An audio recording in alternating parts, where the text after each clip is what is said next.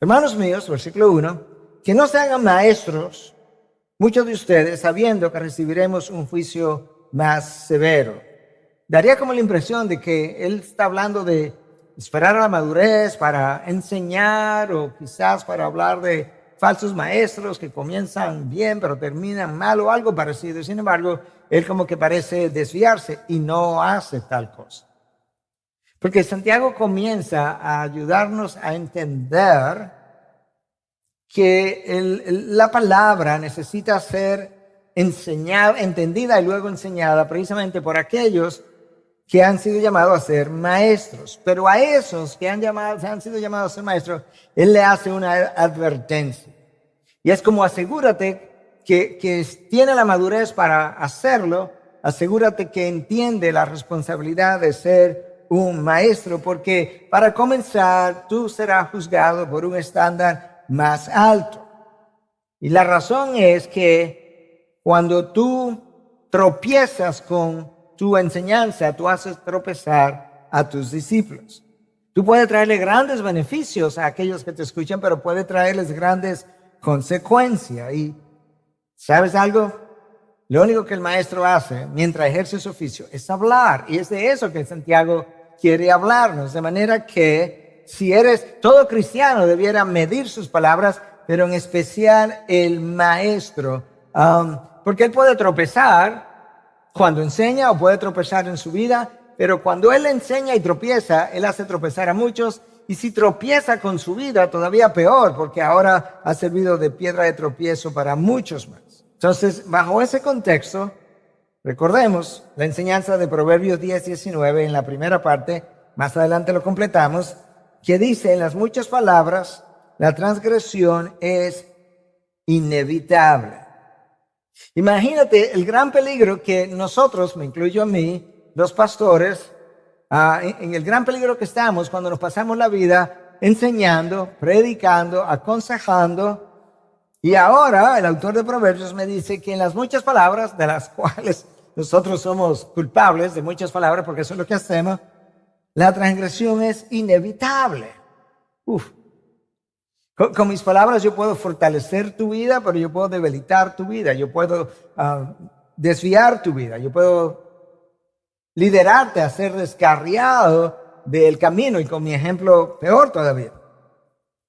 De manera que la advertencia de Santiago es válida especialmente para los maestros, pero es válida para todo el mundo. Y cuando hablo de maestros no simplemente estoy hablando de aquellos que tenemos el oficio de pastores, no, todo el que enseña, incluyendo aquellos que están enseñando niños ahora mismo, aquellos que tienen grupos pequeños, todo el que enseña la palabra de Dios es un maestro, y es una enorme responsabilidad ser maestro, liderar a otros, pero todavía mayor responsabilidad es cuando el tema a enseñar, el sujeto a enseñar es la palabra de Dios. Es un privilegio, pero luego es una responsabilidad y finalmente es un gran peligro. Santiago entiende todo eso y nos dice de entrada que no se hagan maestros muchos de ustedes. El maestro necesita saber qué va a hablar, qué va a no hablar, porque puede ser dañino, cuándo va a hablar. Eso es exactamente lo que Proverbios 10:19 nos dice, que comencé a mencionarlo o a citarlo, pero no lo terminé. Escúchalo entero ahora. En las muchas palabras, la transgresión es inevitable. Pero, tengo que saber también cuándo hablar, pero el que refrena sus labios es prudente. El que refrena sus labios es prudente. El control de la lengua, el control del habla es algo vital en la palabra de Dios. Pero en la literatura judía, tanto en la palabra de Dios como fuera de la palabra de Dios, se enseñaba que los pecados del habla son de los más comunes y de los más difíciles de controlar. Los pecados del habla son los más comunes, porque muchas veces hasta los padres pecan con frecuencia contra sus hijos en la manera como les hablan. Y son de los más difíciles de controlar. La pregunta pudiera ser, ¿por qué es tan difícil controlar lo que sale de mi boca? Pero Jesús nos enseñó que no es tan difícil entender la razón por la cual se nos dificulta el control de la lengua. Escucha a Jesús enseñando en Lucas 6, 44 y 45. Pues cada árbol por su fruto se conoce. De manera que nosotros, los cristianos, nos conocemos por los frutos. Porque los hombres no recogen higos de los espinos, ni vendimian uvas de la zarza. El hombre bueno, del buen tesoro de su corazón saca lo que es bueno. Y el hombre malo, del mal tesoro saca lo que es malo. Conclusión, dice Cristo aquí, porque de la abundancia del corazón habla la boca. Si nosotros tratamos de controlar la lengua, sin cambiar el corazón, vamos a continuar tropezando de manera severa. Pero si por otro lado tú tratas de cultivar un corazón piadoso, sujeto a la palabra, bajo la dirección del Espíritu de Dios, el control de la lengua será el fruto natural de una vida de santidad llevada delante de Dios. Hay una relación entre la lengua, los labios, el corazón. Escucha al rey David, como escribió en el Salmo 141, versículos 3 y 4. Señor, pon guarda a mi boca. Alguien pudiera decir, pero eso le toca a David. Él es quien habla. No, David está consciente de la debilidad que tenemos a la hora de hablar. Él dice, Señor, guarda mis labios, guarda mi boca. Vigila la puerta de mis labios. Y ahora la conexión de esa boca, de esos labios con el corazón. No dejes que mi corazón se incline a nada malo, porque en la dirección en que el corazón se inclina, en esa misma dirección mis labios hablarán. No dejes que mi corazón se incline a nada malo para practicar obras impías con los hombres que hacen iniquidad, y no me dejes comer de sus manjares. La boca, los labios, el corazón guardan una conexión. Santiago nos había dicho algo similar en 1:26. Capítulo 1, versículo 26 y 27. Si alguien se cree religioso, pero no refrena su lengua, ahí está el tema. Esto es algo de lo que Santiago viene hablando del capítulo 1. Pero ahí solamente nos dice esto. Si alguien se cree religioso, pero no refrena su lengua, sino que engaña a su propio corazón, la religión de tal es vana. Como Santiago ahí usa la palabra religión y no estamos tan acostumbrados a esa palabra, déjame decirte que esa es una palabra que las usaron los puritanos, las usaron los reformadores para referirse a la fe cristiana. De manera que con ese entendimiento yo quiero leértelo ahora de esta forma. Si alguien se cree cristiano, pero no refrena su lengua, sino que engaña a su propio corazón, el cristianismo del tal es vano. Wow. Si tú dices que eres cristiano, pero tu boca te delata, pero tu boca no habla como un cristiano, pues eso sería el equivalente a que tu fe es realmente vana. Pero resulta que Santiago está llamando a estos hermanos, en este texto que leí más de una vez, les llama exactamente así, hermanos míos, de manera que él parece entender que esta gente es cristiana, o por lo menos se cree cristiana, y lo que él está diciendo, mira, si tú verdaderamente eres cristiano, y tus labios, tus bocas, tus palabras, tu hablar, no es congruente con la fe, pues haz un ajuste rápido, porque eres una contradicción. Pero si crees que eres cristiano, y al mismo tiempo no hablas como tal, quizás lo que necesitas es una conversión. Final del primer culto, alguien se me acercó y me habló y me dijo, pastor, yo quiero convertirme, pero yo no sé cómo hacerlo. Yo tengo tantas cosas que arreglar, yo tengo tantas cosas que confesar. Yo no voy a entrar en los detalles, pero yo creo que ella estaba buscando exactamente eso. Estaba buscando tratar de encontrar una forma de que su pasado y su vida ahora, su pasado regenerado o redimido, pudiera ser ahora congruente con una fe que ella profesara, y tenía miedo de que esas cosas no estaban coincidiendo. Santiago dice, el cristiano verdadero busca parecerse a Cristo. Le preocupa cuando no se parece a Cristo. Y al final de la historia, a nosotros se nos dificulta controlar la lengua por una razón. Solo una, decía en el mensaje anterior. Porque la lengua la hemos dejado bajo el señorío de la naturaleza vieja, que le encanta hacer uso de la lengua y disfruta cuando la lengua habla como le gusta hablar. Pero lo que tú y yo necesitamos es, si somos nueva criatura, si es verdad que tenemos un nuevo corazón, si el corazón no es de piedra, sino que es de carne, si la mente ha sido renovada, si la voluntad ha sido liberada, entonces tú y yo necesitamos llenura del Espíritu. El Espíritu cambia el corazón. El corazón cambia mis pensamientos cambian la forma de cómo yo hablo, y ahora mis palabras sí son congruentes con una nueva criatura y con una nueva fe que antes no tenía.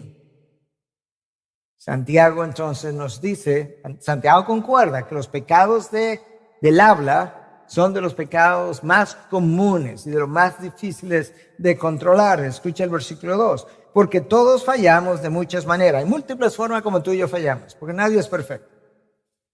Si alguien no falla en lo que dice, es un hombre perfecto, le hace maduro, capaz también de refrenar todo el cuerpo.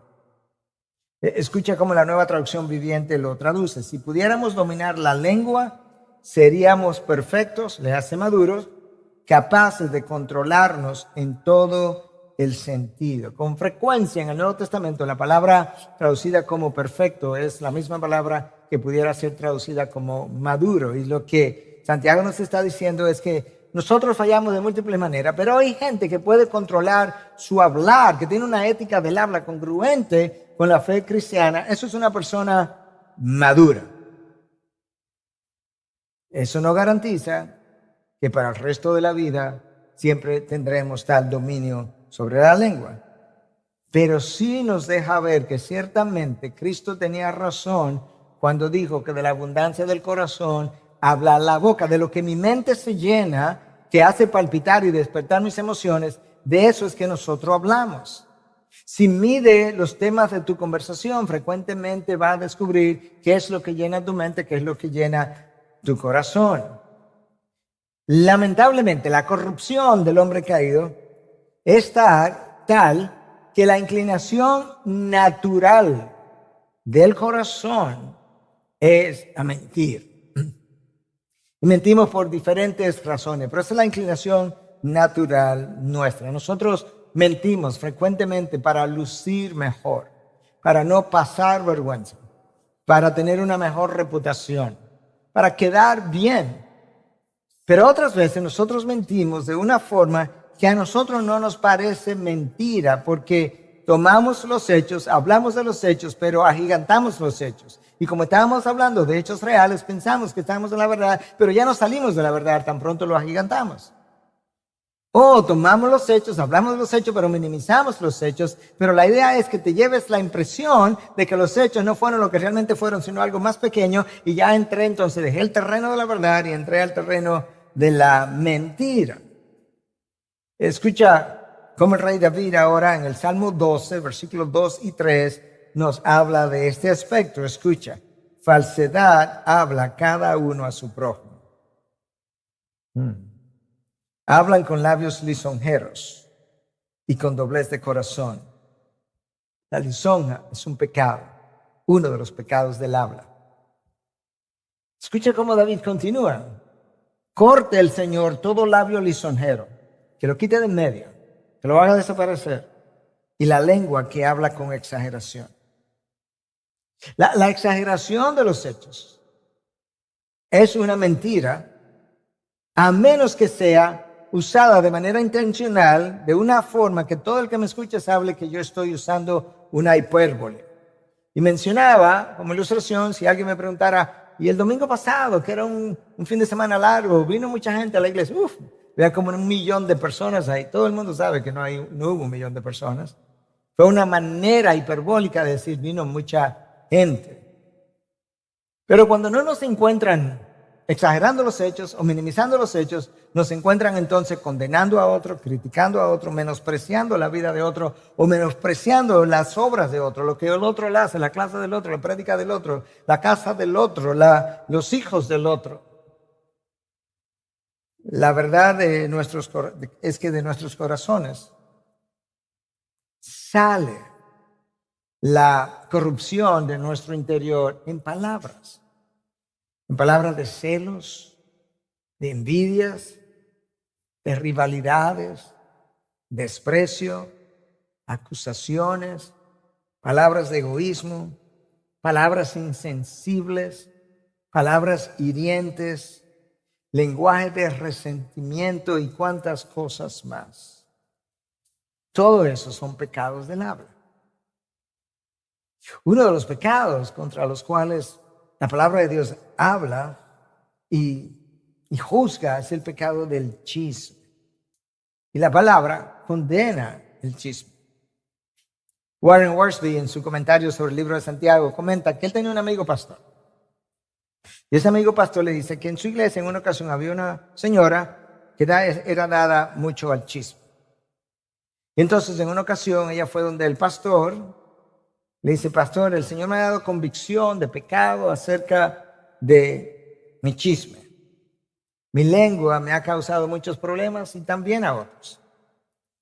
El pastor, que está recibiendo la confesión, aparentemente sabía que esta mujer ya había hecho lo mismo múltiples veces. Iba y se confesaba y pedía perdón y volvía a lo mismo. Entonces el pastor cuidadosamente le preguntó: bueno, ¿y qué planes tienes para cambiar ese proceder? Ella le dijo: pastor, quiero poner mi lengua en el altar. Y el pastor le dijo: el problema es que no hay un altar suficientemente grande para tu lengua.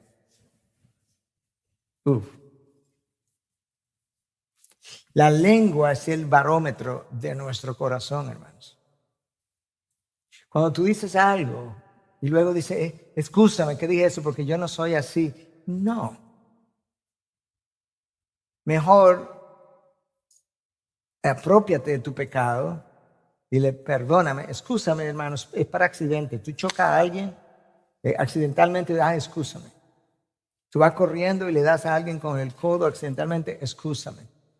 Pero no cuando has pecado, tú pides perdón. Hermano, perdóname por lo que dije. No debí haberlo dicho. Encima de eso, quizás te estoy prejuiciando o dañando con relación a esta otra persona.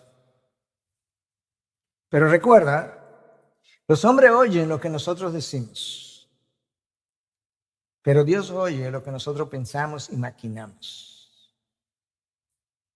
De manera que Santiago no está diciendo que siempre y cuando yo me quede callado yo estoy bien. Eso no es lo que él está diciendo. Lo que él está diciendo es que cuando yo hablo, yo pongo en evidencia, yo pongo en exposición, yo despliego mucho de mi corrupción interior. Sin embargo, la corrupción interior es peor que lo que digo. Porque nosotros decimos lo que pensamos que se puede oír y se puede ver. Imagínate lo que no se puede oír. Pero Dios conoce lo que hablamos o nos decimos a nosotros mismos en los rincones oscuros de nuestras mentes. Y la advertencia de Santiago es para nosotros los maestros y para todo el mundo.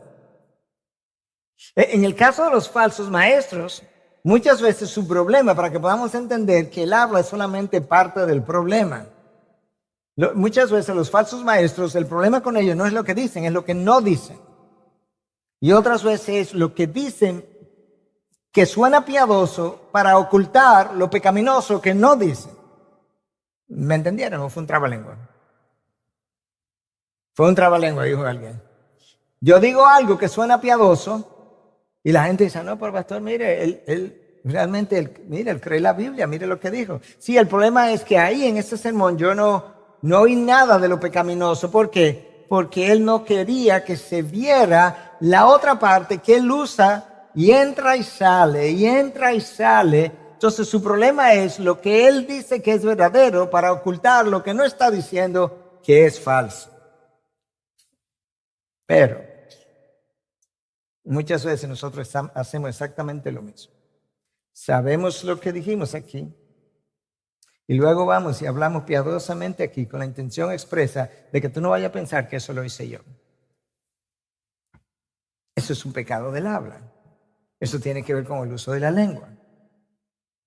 Y como te mencioné, la literatura judía y no judía está repleta de advertencias en contra de cómo se peca al hablar. Escucha el Salmo 39, versículo 1. Eso es obviamente una literatura judía, hebrea, del Antiguo Testamento. Salmo 39, 1. Yo dije, guardaré mis caminos para no pecar con mi lengua. ¿Escuchaste lo que el salmista dice? Yo me voy a cuidar por dónde voy a ir, por dónde voy a transitar, porque si yo transito por donde no debo ir, lo más probable es que sea influenciado en esa dirección y comience a hablar lo que no debo. Voy a cuidar mis caminos para no pecar con mi lengua. Guardaré mi boca como con mordaza mientras el impío esté en mi presencia. El impío me puede influenciar, por un lado, y por tanto, si me influencia, voy a terminar pensando mal y hablando mal. Voy a amordazar mi boca, mis labios. O, si yo como cristiano hablo mal delante del impío, quizá le estoy dando una mala reputación a la fe cristiana. Nota la relación entre mis caminos y mi lengua en el texto que leí. Todavía en el Salmo 39, versículo 3, ardía mi corazón dentro de mí. Mientras meditaba, se encendió el fuego. Entonces dije con mi lengua, bla, bla, bla, bla. Primero se encendió el fuego. Mira lo que dijo. Tú a ver lo que voy a pensar. Y mientras meditaba todo eso, mis emociones, mis sentimientos hicieron que se incendiara el fuego. Y luego dije con mi lengua. Santiago ahora, después de habernos introducido al tema, nos da 4 ilustraciones para ayudarnos a entender la gravedad del problema y como lo incongruente que es. Y él habla en primer lugar que los caballos son dirigidos hacia la derecha, hacia la izquierda o hasta los frenan con un pequeño instrumento en la boca.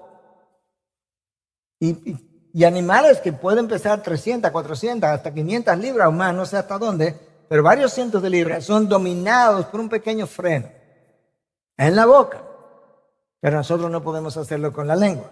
Luego él toma otra ilustración y habla de grandes naves, son barcos de vela, porque en esa ocasión no teníamos los barcos que tenemos ahora, pero esos grandes barcos son dirigidos con un pequeño timón que los hace virar para un lado o para otro, miles de libras cuando están llenos de cargas y como quiera, que pueden ser dominados. La tercera ilustración es que un pequeño fuego puede incendiar todo un bosque, como a veces hemos leído que un cigarrillo se dejó caer en medio de la foresta y ahí comenzó todo un fuego. Pero algo tan pequeño, Santiago dice, sí, así, a veces una frase que tú dices en medio de una conversación, quizá con tu esposo, tu esposa, con tus hijos, con un amigo, con el pastor, y la frase hizo dañar toda la conversación porque fue tan hiriente, tan insensible, tan inapropiada, tan fuera de tiempo, o todas las anteriores. Es un pequeño fuego, dice Santiago. La ilustración número 4 está en el versículo 6, escuche. También la lengua es un fuego, un mundo de iniquidad. La lengua está puesta entre nuestros miembros, la cual contamina todo el cuerpo. Es encendida por el infierno e inflama el curso de nuestra vida. Bueno, la lengua, claro que es un fuego porque por el daño que es capaz de hacer, por las mentiras que la lengua es capaz de transmitir, por las relaciones que la lengua es capaz de destruir. Relaciones tuyas y relaciones de otros pueden ser destruidas por la lengua. La lengua es un fuego por el pecado que es capaz de cometer. Imagínate todos los pecados del habla que la lengua es capaz en la que la lengua es capaz de incurrir. Imagínate las pasiones que la lengua es capaz de incitar. Y Santiago dice que esa lengua contamina todo el cuerpo. En cierta medida es así, en cierta medida no es así. Pero no es contradictorio, es simplemente diferentes formas de ver la verdad. Déjame traerte el veredicto de Cristo, el medio hermano de Santiago, en Mateo 11, capítulo 15, Mateo 15, versículo 11. No es lo que entra en la boca lo que contamina al hombre, sino lo que sale de la boca. Eso es lo que contamina al hombre. En cierta medida, Cristo está coincidiendo con Santiago, porque él dice que es lo que sale de la boca lo que contamina al hombre. Pero el mismo Cristo, simplemente unos versículos más abajo, te leí el 11 de Mateo 15, ahora te leo del 17 al 20, nos ilustra mejor de qué es que Cristo está hablando. ¿No entienden que todo lo que entra en la boca va al estómago y luego se elimina? Cristo está hablando de alimentos, alimentos impuros, que ellos pensaban que eso contaminaba al hombre, que había que lavarse las manos y todo lo demás. Pero lo que sale de la boca proviene del corazón, ahí es donde está la corrupción. Lo que sale de la boca proviene del corazón. Y eso es lo que contamina al hombre. ¿Ok? Porque del corazón provienen malos pensamientos, homicidios, adulterios, fornicaciones, robos, falsos testimonios y calumnias. Estas cosas son las que contaminan al hombre. Sí, pero salieron del corazón.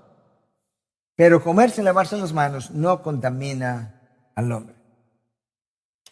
En otras palabras, cuando tú hablas, te estoy entregando una radiografía de mi corazón. Entonces, si llevamos esa idea a su máxima expresión, esto es como luce. Todo comienza con la condición del corazón. La condición del corazón produce pensamientos en mi mente. Mis pensamientos originan emociones, a veces buenas, muchas veces malas. Pero todo se origina en mi interior. Recuerda, la próxima vez que tú sientas algo, porque alguien dijo algo, te dijo algo, o no te dijo algo, te invitó o no te invitó, la próxima vez que tú sientas algo, esa persona no lo puso ahí. Son tus emociones y tu reacción con tu forma caída de responder a lo que oíste. Entonces, nuestros pensamientos originan emociones. Y finalmente, como nosotros pensamos, así hablamos. Como nosotros pensamos, así hablamos. Nuestras palabras revelan, permítanme la metáfora, revelan la obstrucción de las arterias de mi corazón, pero no están obstruidas con colesterol, sino con la iniquidad de mi interior. Las palabras revelan la obstrucción de mis arterias espirituales, por ponerlo de otra forma. Esa es la razón por la que Santiago dice en 3:6 que la lengua es un mundo de iniquidad. Él no está hablando del órgano físico, él está usando una metáfora también para decir, no, es tu hablar, que es un mundo de iniquidad. Tu hablar saca al exterior lo que estaba en tu interior. Y la lengua deja ver toda la corrupción moral de tu corazón.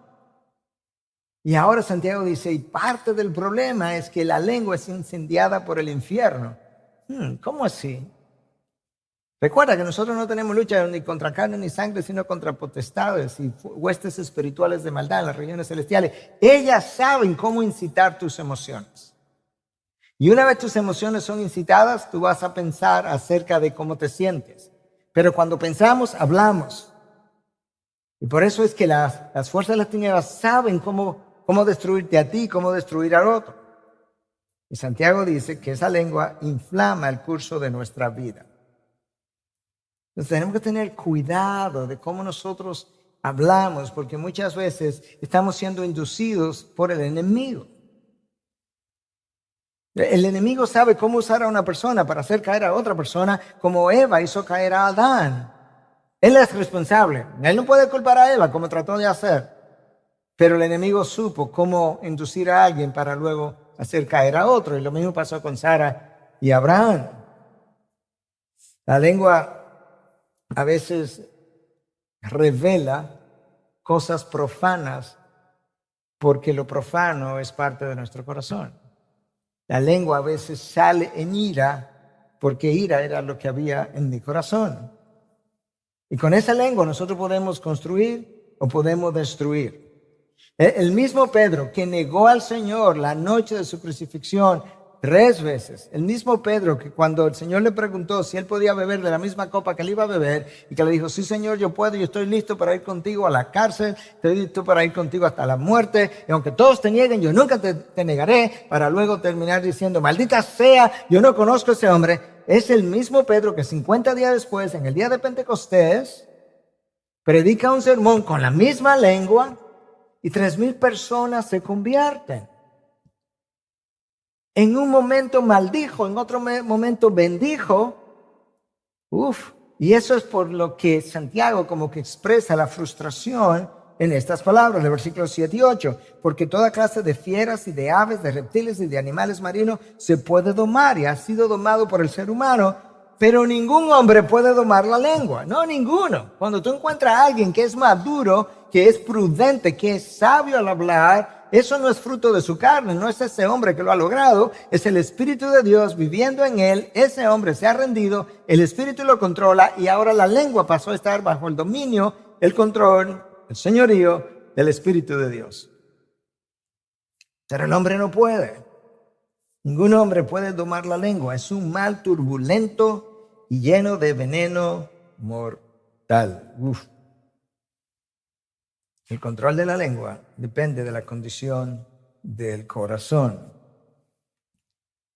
Hermanos, esto es como se da. Tú lo estás oyendo de Santiago como ocurre en el exterior. Pablo te diría, mira hermano, porque Pablo recuerda, es el apóstol, el teólogo de las grandes doctrinas.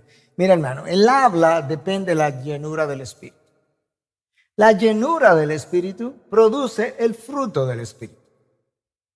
El fruto del Espíritu, una de las virtudes del fruto del Espíritu es el dominio propio. El dominio propio va a controlar y a dominar la lengua o la manera como hablamos. Y Pablo te diría, como tú hablabas antes, es el hombre viejo hablando, se supone ahora que el nuevo hombre debe hablar de otra manera, pero la forma del nuevo hombre hablar tiene que estar bajo el control del Espíritu, y para tener control del Espíritu necesita llenura del Espíritu, y eso es como ocurre. El autor de Proverbios, ayúdanos a entender todo el problema de la lengua que Santiago está presentando. Él escribe en 21:23, el que guarda su boca y su lengua, guarda su alma de angustia. El que controla su lengua, el que controla su boca, el que es prudente, el que es sabio, él o ella se va a evitar muchas angustias. Porque muchas veces, una vez nosotros dejamos salir algo, ya no lo puedo recoger. En el proceso, personas pueden ser dañadas, relaciones pueden ser destruidas, testimonios pueden ser muy dañados. Y mencionaba más tempranamente como Jonathan Edwards en un momento fue acusado falsamente, el gran teólogo norteamericano, eventualmente expulsado de su congregación. Y luego el hombre que lo acusó falsamente vino años después y le dijo a la iglesia que quería pedir perdón porque incluso lo que él dijo era mentira. Y Edwards ni se defendió. Entendió que todo eso estaba bajo la providencia de Dios. Ahora, todo lo que Santiago ha dicho tenía una meta. Lo que él va a decir ahora, y yo te voy a leer, ya lo leímos, pero lo vamos a leer otra vez, es el centro de gravedad de este pasaje. Todo lo que él dijo, del versículo 1 al versículo 8, tenía que ver con una sola cosa donde él quería llegar, porque es ahí donde nosotros necesitamos entender la gravedad. Es con esto que nosotros necesitamos entender la gravedad de nuestro hablar. Escucha, con ella, con la lengua, bendecimos a nuestro Señor y Padre, y con ella maldecimos a los hombres. ¿Cuál es el problema? Que han sido hechos a la imagen de Dios. Bingo. Es que cuando hablas como hablas, no es simplemente que hablaste del vecino, tú hablaste contra la imagen de Dios, mancillaste la imagen de Dios, atropellaste la imagen de Dios. De la misma boca proceden bendición y maldición. Hermanos míos, esto no debe ser así, decía Santiago. Esa es su frustración. Tú sabes que Jesús en el Sermón del Monte, en un momento dado dice que todo el que le diga a su hermano idiota o raca, la palabra raca no tenía como un significado específico, pero es algo así como vacío. En nuestro lenguaje que significa estúpido. Y Cristo dice, todo el que le diga a su hermano raca sin razón es digno de reo del infierno de fuego. ¿Cómo? Pero en ese mismo contexto, Cristo estaba hablando del mandamiento no matarás. Entonces él está relacionando el no matarás con esta forma de hablar. ¿Por qué? Porque en el mandamiento número 6 de los 10, el mandamiento no matarás, lo que está haciendo es protegiendo la imagen de Dios. Y como los teólogos, tanto del Antiguo como del Nuevo Testamento, han llegado a entender lo que es el espíritu de la ley y la letra de la ley era no le puede quitar la vida a nadie. El espíritu de la ley es que no le puede quitar la vida a nadie, por lo que dice Génesis 9:6, que a imagen de Dios el hombre fue hecho. Por tanto, en el espíritu de la ley se entendía, teológicamente hablando, que si hablabas contra tu hermano y atropellabas la imagen de Dios, no es que te iban a mandar al infierno, no es que tú tenías que perder tu vida, pero que tú estabas violando el mandamiento número 6. Porque el mandamiento número 6 se nos dio para proteger la imagen de Dios. Santiago nos está diciendo que cuando nosotros usamos la lengua para bendecir a Dios y en otro momento para maldecir a los hermanos, o venimos a la iglesia y adoramos, y levantamos la mano y al salir de aquí no vamos a comer, quizás hasta con nuestros propios hijos, y le estamos hablando indebidamente en el almuerzo, que eso es como un hombre de doble ánimo. Pero el hombre de doble ánimo en el capítulo 1 se nos dice que él no debe esperar nada de parte de Dios. Porque hablas de una manera en un momento y de otra manera en otro momento. Dices que sí ahora, pero mañana es que no. Prometes algo, pero luego no lo cumples. Eso es un primer entendimiento de si maldice y bendice, momentos diferentes. De la misma boca proceden bendición y maldición, versículo 10. En segundo lugar, hablar mal de la otra persona, condenarlo, no es poca cosa por lo que ya te expliqué. Y pisotear la imagen de Dios no es poca cosa. Hermano, si tú quisieras, y tú me dijeras, pastor, de todo esto que usted está diciendo, lo que vaya a terminar de decir, deme una sola cosa, una sola con la que usted quiere que yo me vaya de aquí. Esta es. Ningún otro concepto, más allá obviamente de que el Espíritu vino a morar en mí, me cambie, me transforma, cambia mi mente y todo lo demás. Ningún otro concepto, yo creo, y más allá de lo que es el concepto de Dios, ¿verdad? En términos prácticos, me ha ayudado a mí más a tratar de no pecar contra el otro en todas sus formas, que la idea de que el otro porta la imagen de Dios. Decía que hace años atrás se celebró aquí el Congreso Anual de la Asociación Latinoamericana de Abogados Cristianos, y en esa ocasión el tema era precisamente los derechos humanos. Y yo argumentaba con ellos y decía que los derechos humanos solo tienen, y cito, solo tienen sentido si pensamos que la imagen de Dios está plasmada en el hombre. Si esa imagen no está, nosotros no tenemos más derecho que los animales. Somos materia evolucionada, pertenecemos al reino animal, como muchas veces dicen los ateos. De hecho, le citaba a Peter Singer en esa ocasión. Peter Singer es uno de los filósofos más influyentes, lamentablemente, de nuestra época, catedrático en la Universidad de Pensilvania, a menos que se haya salido de ahí últimamente. Escribió un libro que se llama Practical Ethics, o Ética Práctica. En ese libro, escucha lo que él dice. El hombre es básicamente otro animal más, con los mismos derechos que el resto de los animales. Es más, él ha dicho, estas son mis palabras ahora, que el hombre probablemente tiene menos derechos que algunos animales, pero él lo ha dicho. Porque, por ejemplo, un infante no tiene conciencia de sí mismo y los animales sí tienen conciencia de sí mismos. Por tanto, dice Singer, la vida de un recién nacido puede ser menos que la vida de un cerdo, de un perro o de un chimpancé.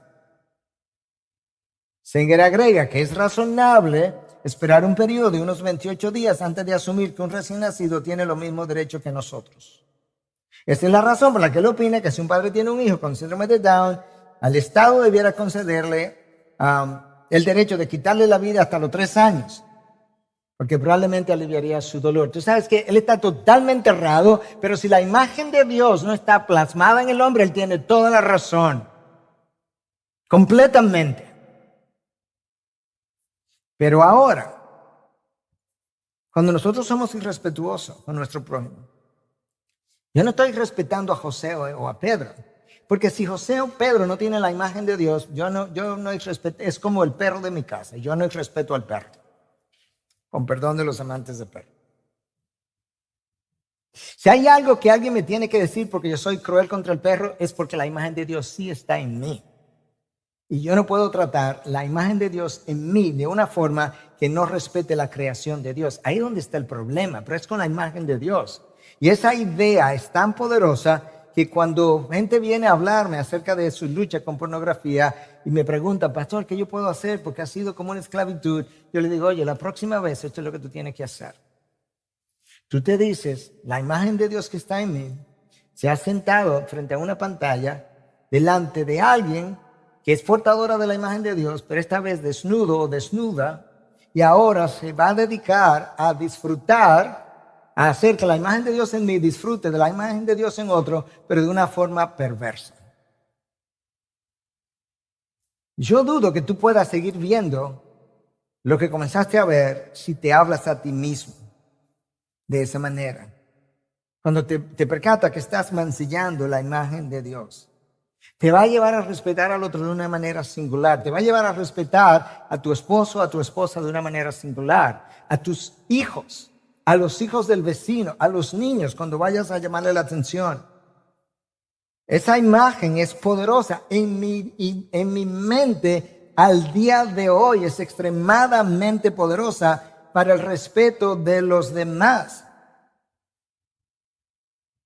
La próxima vez que estés discutiendo, estás tratando de ganar el argumento y comienza en buen dominicano, quizás en buen cibaeño, no sé, a enfogonarte. Recuerda, yo tengo la imagen de Dios enfrente y lo que diga es contra la imagen de Dios. Es como el raca del Sermón del Monte de que Cristo habló. Y cuando hablas contra otro, cuando condenas a otro, cuando criticas a otro, cuando usas a otro, estás haciendo todo eso contra alguien, sobre todo cuando es cristiano, pero no importa quién. Pero sobre todo cuando es cristiano, contra alguien por quien Cristo fue a la cruz y dio sangre para redimir la imagen que tú estás atropellando o abusando o condenando. Él la salva y yo la condeno. Mi problema al hablar de otro, contra otro, lo que digo acerca de, no es la persona, no es la imagen de Dios, por así decirlo, es Dios mismo, porque quien me va a juzgar es Dios que está siendo representado por esa persona. ¿Por qué? Porque cuando Dios nos creó a su imagen y semejanza, la palabra para imagen ahí es selem en hebreo, que es la palabra ícono traducida a nuestro idioma. El hombre es el ícono de Dios, es el representante de Dios en la tierra. El hombre y la mujer son el representante de Dios en la tierra. Dios le concedió al ser humano un altísimo valor hasta el punto que cuando Cristo decidió rescatarnos, vino a rescatarnos por una sola razón, porque la imagen de Dios había quedado empañada, atropellada en el momento de la caída, y Dios creador se propuso redimir su imagen en cada uno de nosotros. Y Cristo se encarnó, y cuando se encarnó en carne, en naturaleza humana, como decía Antonio Cruz en su libro de Ética, que Cristo con su encarnación ennobleció la raza humana. Como Santiago está preocupado con la vida práctica, las discrepancias, Santiago cierra ya, versículo 11 y 12. ¿Acaso una fuente hecha agua dulce y amarga por la misma abertura? Claro que no. ¿Acaso, hermanos míos, estoy hablando a cristianos, acaso, hermanos míos, puede una higuera producir aceitunas? Claro que no. ¿O una vid higos? Claro que no. No. Tampoco la fuente de agua salada puede producir agua dulce. Cristo lo dijo de esta manera que ya te lo leí, pero lo repito y cierro.